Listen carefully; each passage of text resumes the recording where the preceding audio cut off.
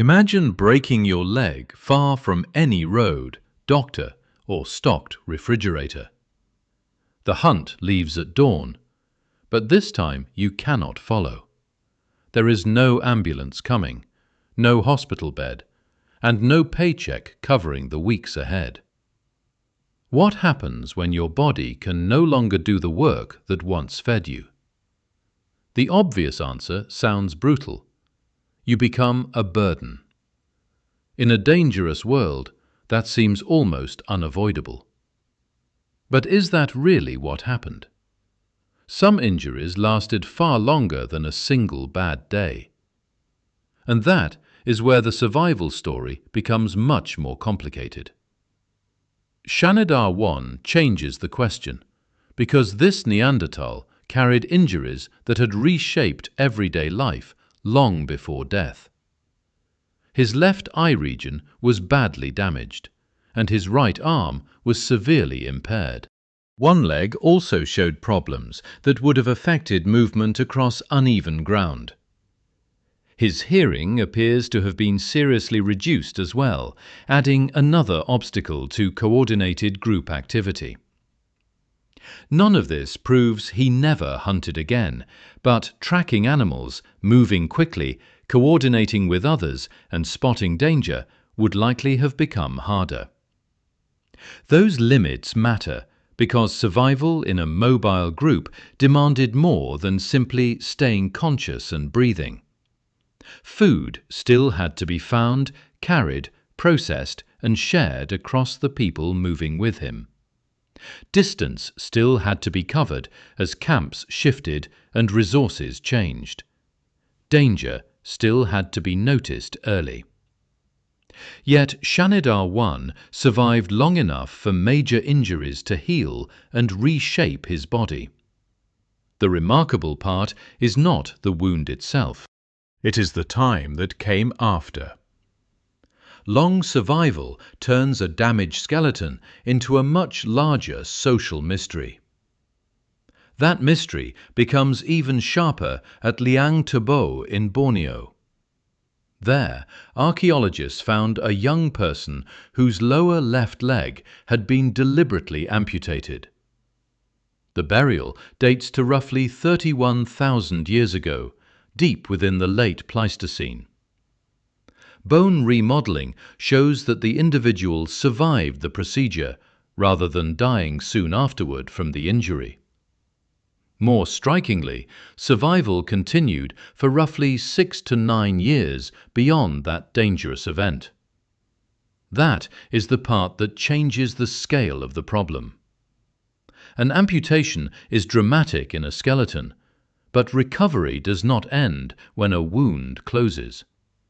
The person still had to move through a rugged tropical karst landscape over many seasons.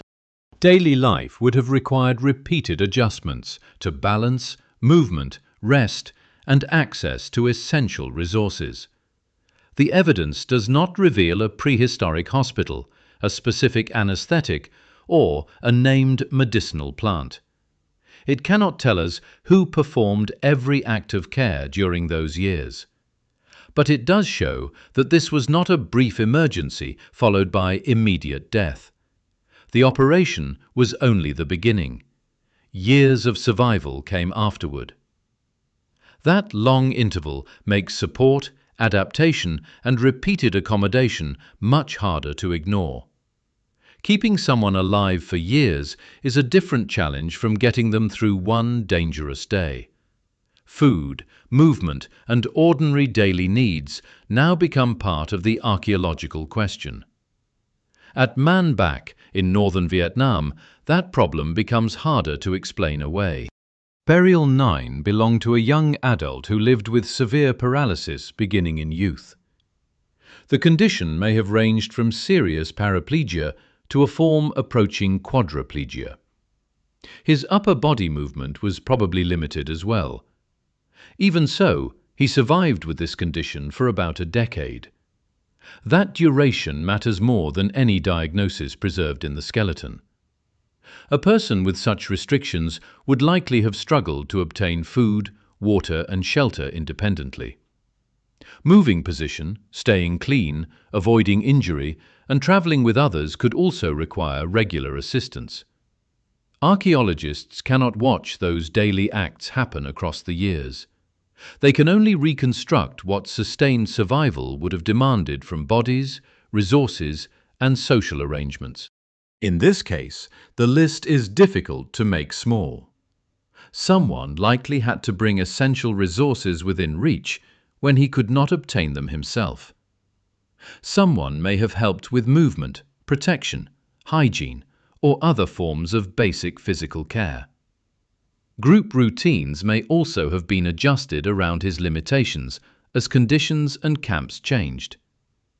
This was not simply a healed fracture followed by normal mobility. Dependency had become part of everyday survival for years.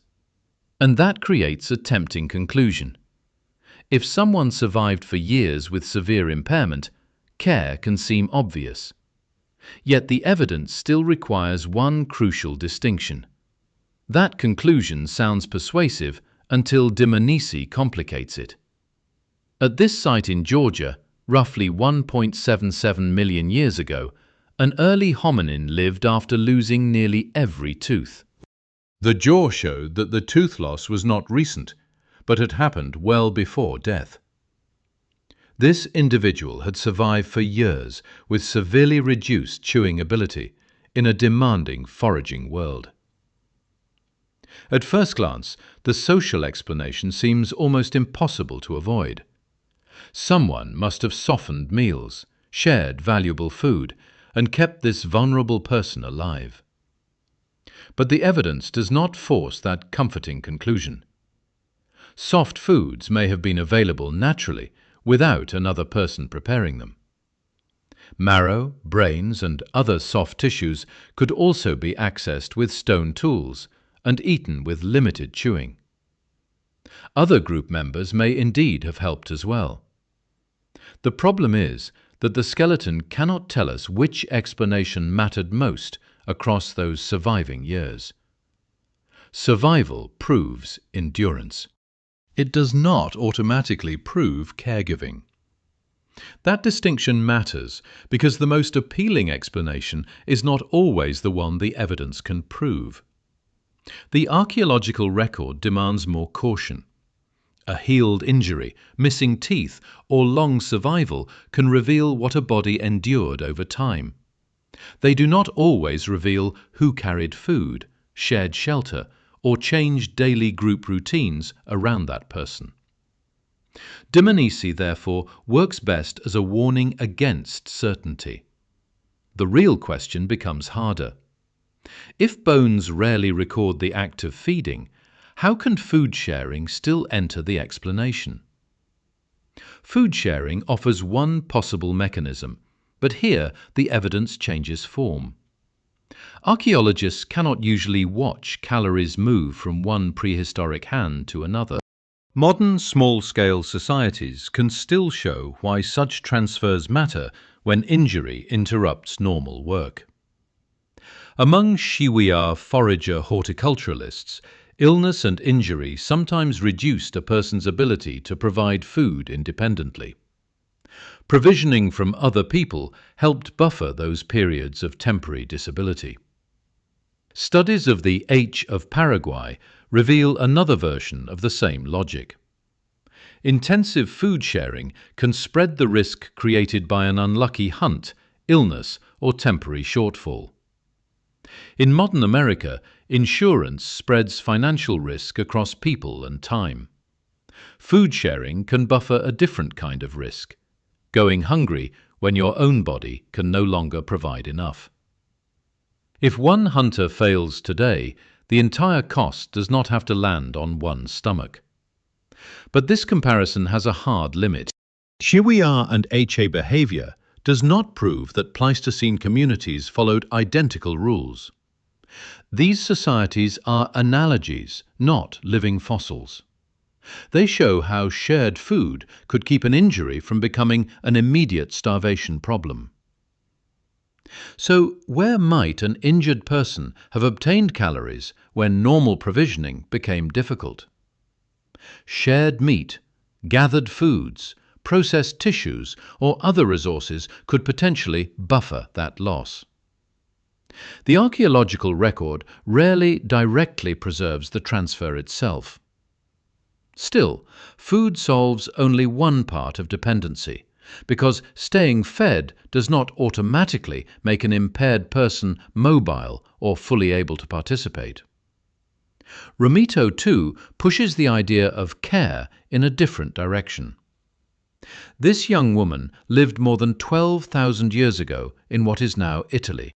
Ancient DNA now shows that she carried an NPR2-related condition, causing acromesomelic dysplasia. Her body would have been shorter, with limb proportions that could limit mobility and make demanding physical tasks more difficult. She was buried beside a first-degree relative, making a simple story of permanent helplessness tempting. The evidence does not require that story. A person can need accommodation without needing constant nursing.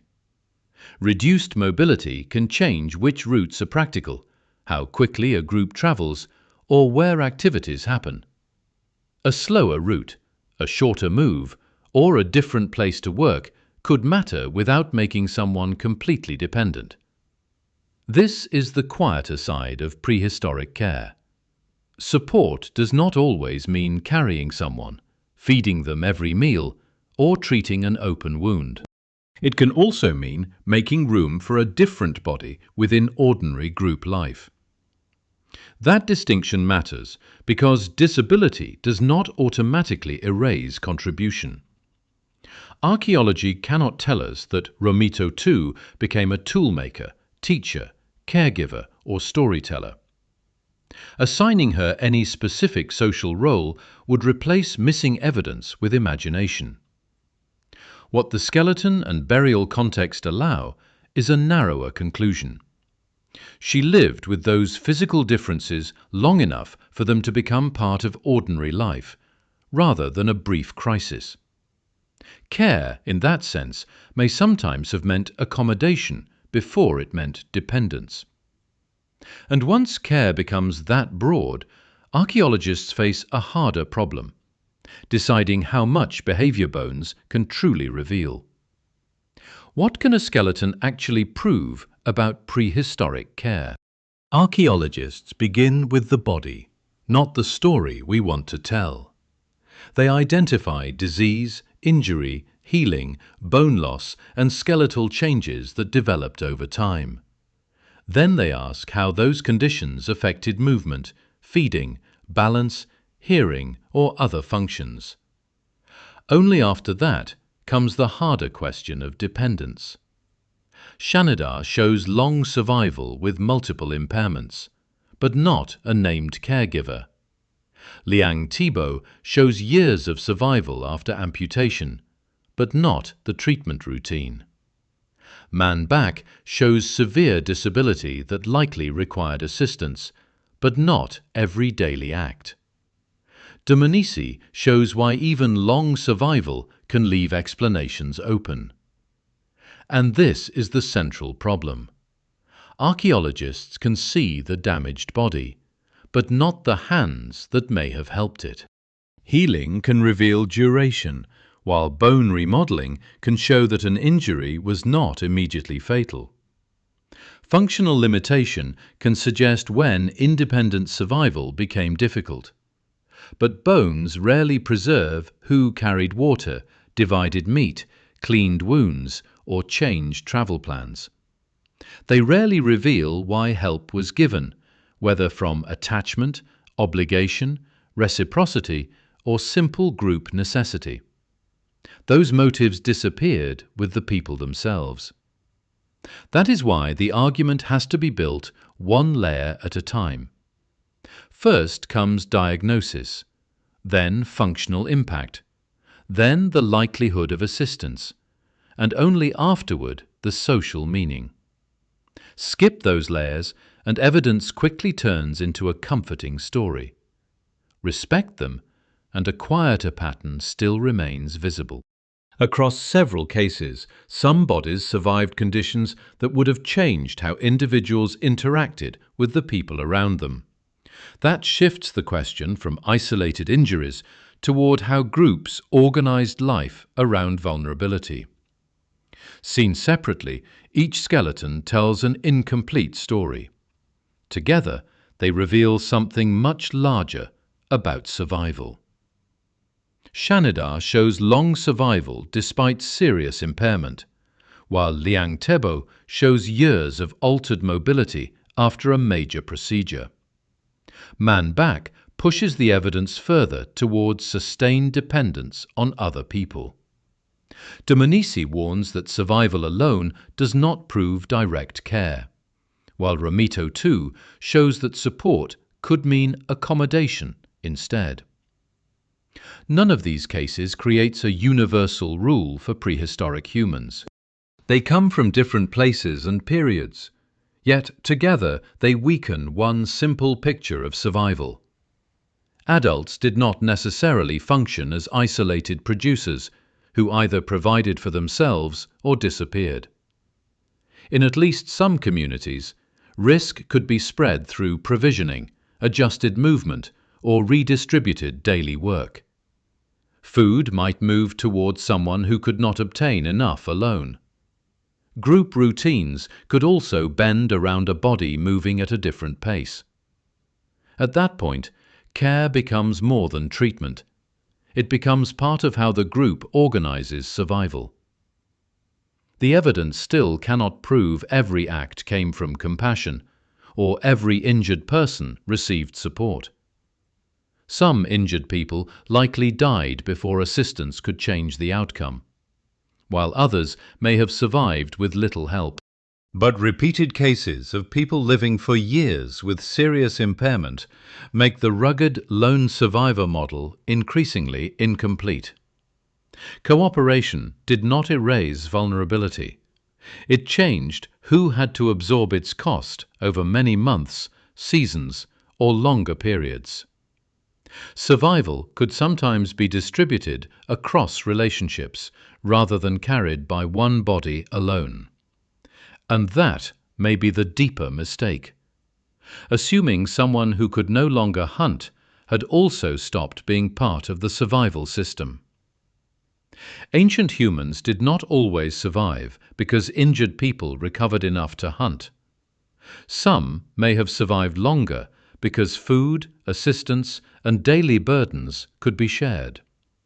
Food could move towards someone who could not obtain enough alone, while travel and work could bend around bodies that moved differently. None of this proves universal compassion, permanent nursing, or identical behavior across prehistoric communities.